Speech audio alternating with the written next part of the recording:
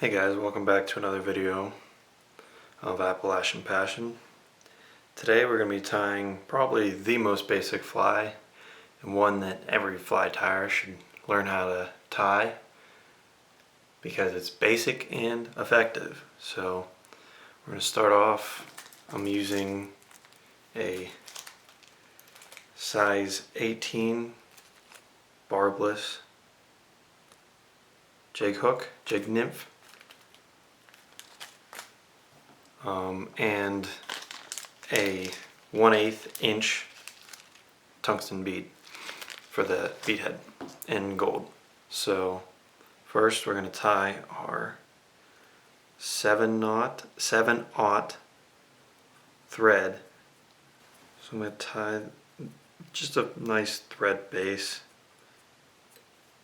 Get some behind the head too.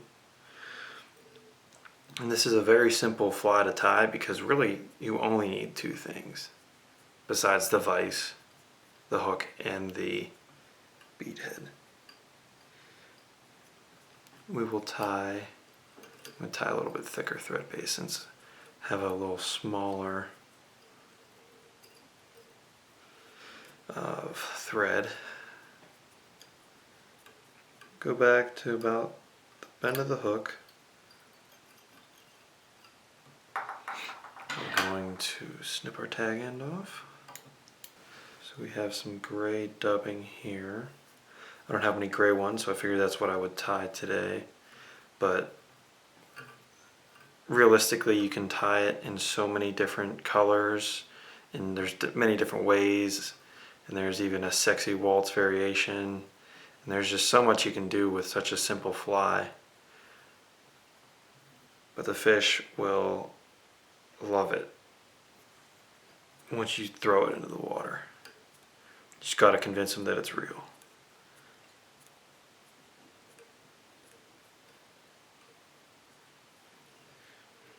So there's that. I think I'm going to throw a little bit more dubbing on. I have it tapered back towards the end where it's thick up by the bead head and tapers off, but I think I want the whole thing to be thicker, so I didn't get enough on it the first time.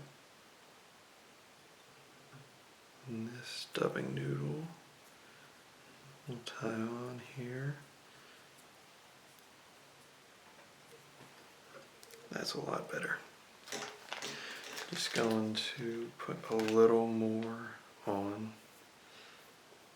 I have never used this specific dubbing before, so that's why I'm kind of struggling to figure out how much to use. But that's pretty much all you need to do when if you have new materials or you're tying a new fly. Just tie it over and over again, and eventually you'll find what works best for you and what satisfies you. That's enough wrap, so we'll just tie a couple times behind the bead head, and you can brush it out if you want, but honestly I think this dubbing's about perfect. We're getting the brush out just because I want to see how buggy this can get, and that's why I wrapped a couple times on the dubbing, just so I could nail some of it down but allow most of it to be free. So then pretty much, I need a little bit more. Pretty much that's it. You can do your whip finish.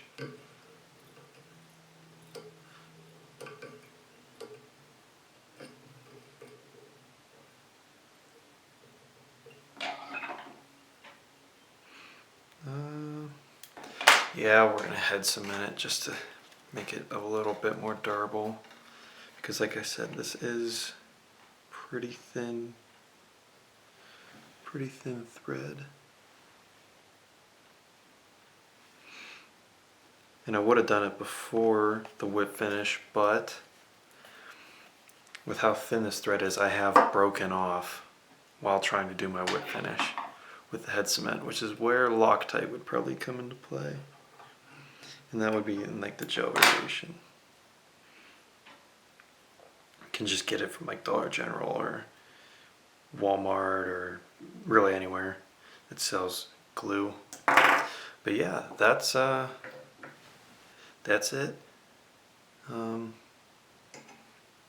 Looks pretty buggy. I actually really like this stubbing. Like I said, I've never used it before for Walt's worms. So yeah, I really like that. You get a couple really long strands. I might cut a couple. No, they're probably okay. The bead head's probably a little big, but that's what I have, so I used it.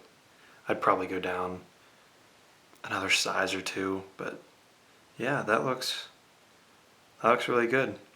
So yeah, thanks for watching. If you want to see more of our content where we actually fish these flies or other fly tutorials, fly tying tutorials, like the video, hit the subscribe button, hit the notification bell, and you'll be notified when we release new videos, new adventures. And yeah, hope you enjoyed, hope you learned something, and thanks for watching.